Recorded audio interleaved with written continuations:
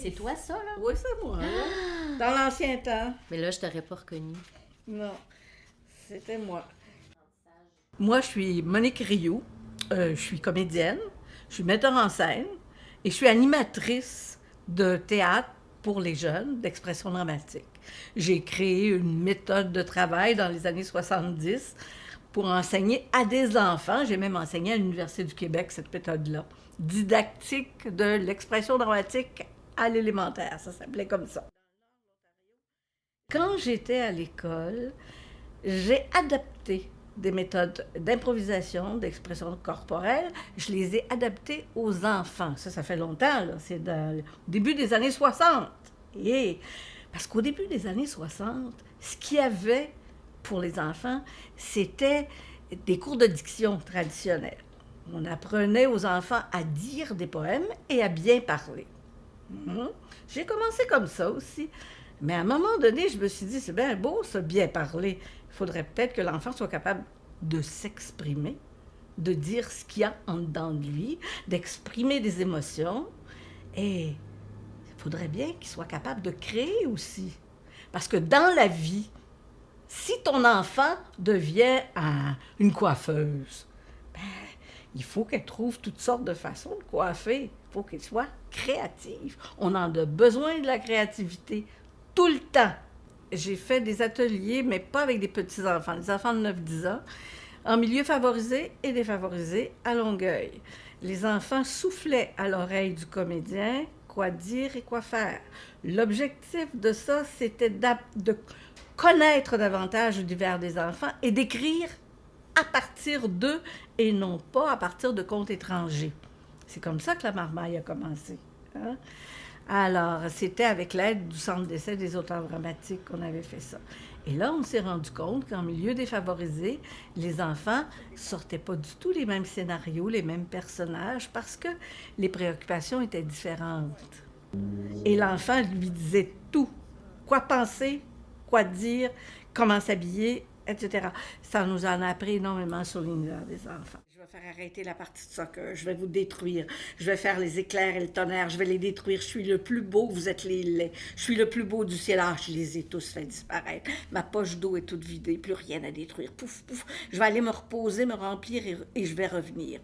Elle respire de l'eau. Je vais arroser les fleurs et je vais devenir électrique. Je suis le plus beau du monde, le plus savant des nuages. Oui, je vais devenir le plus beau du ciel et je vais aller chercher un nuage et je vais me marier et je vais faire de beaux petits nuages qui vont faire comme moi. Les enfants d'il y a plusieurs années, là, je parle des enfants des années 60, évidemment, ils étaient envoyés à des cours spéciaux, des cours de diction et ils y allaient parce que les parents les inscrivaient. Hein? Alors, il fallait qu'ils paraissent bien.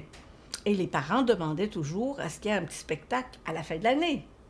Alors, les parents étaient là pour regarder ce que les enfants avaient fait. Mais c'était très mauvais. Un jour, j'ai décidé que je ne faisais plus de spectacle avec des enfants devant le public, mais que j'organisais des ateliers parents-enfants. Alors, le parent est plus là pour juger son enfant, mais il travaille aussi, il devient créateur avec son enfant. Il va dans la salle d'art plastique voir les travaux de son enfant, et puis après ça, il va dans la salle de théâtre travailler des exercices de théâtre avec son enfant. Alors, l'enfant il n'est plus en compétition avec d'autres enfants. C'est le parent qui voit vraiment le cheminement que l'enfant doit faire.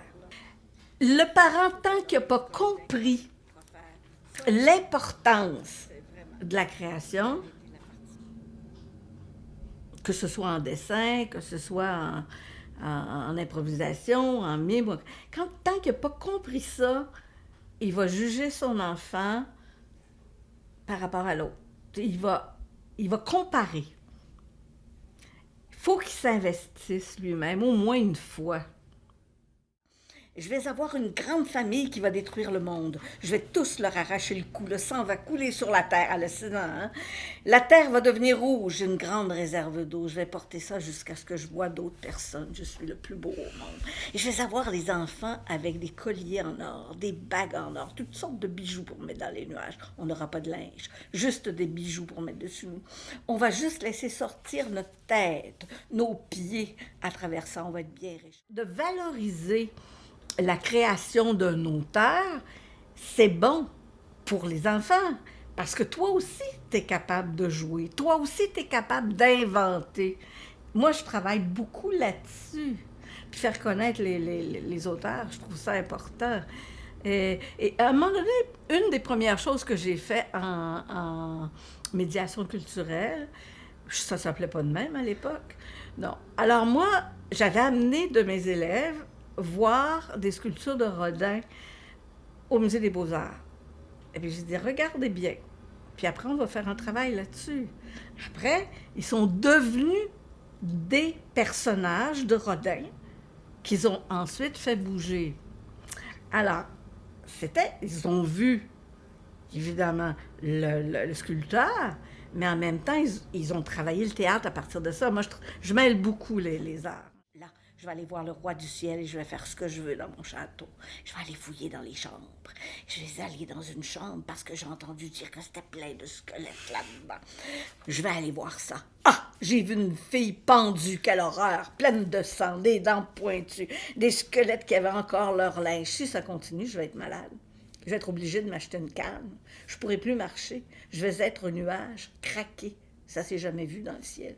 Je vais être juste une moitié. Je ne serai plus comme avant. Je ne pourrai plus faire de tonnerre. Je ne pourrai plus détruire les étoiles les plus belles.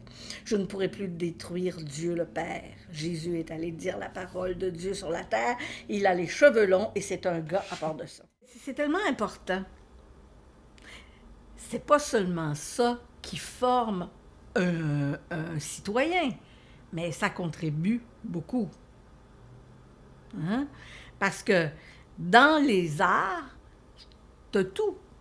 Tu as l'expression, tu as la créativité, tu as la socialisation, tu as tout.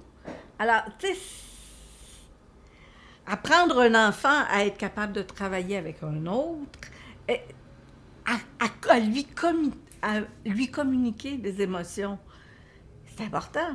On a besoin d'envie. Alors, tu sais, pour moi, c'est primordial. C'est pas comment le dire autrement.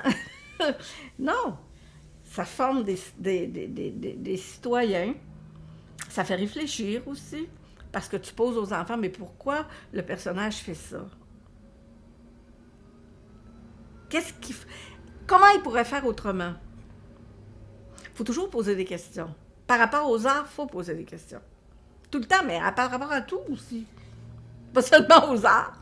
Poser des questions, mais il faut que les enfants puissent répondre eux-mêmes. Pas que la maîtresse, elle dise c'est ça la bonne réponse. Non, non, non, non. Ça, c'est pas comme 2 et 2 font 4, ça. Les réponses peuvent être multiples. Puis ça, il faut le dire aux enfants. Je ne pourrai plus manger de bons suçons au caramel. Je ne pourrai plus rien manger. Je vais être triste. Je vais avoir une maladie. Je vais être loin des autres. Regarde-les qui pleurent parce que je suis seule. Je suis tout noir. Eux autres sont tout gris. Ils vont détruire le monde, pas moi. Je suis triste. Le soleil va être obligé de me détruire. Je vais mourir brûlée. Je vais avoir le nez tout rouge. Là, je vais partir et je vais trouver un autre nuage comme moi au bord du lac.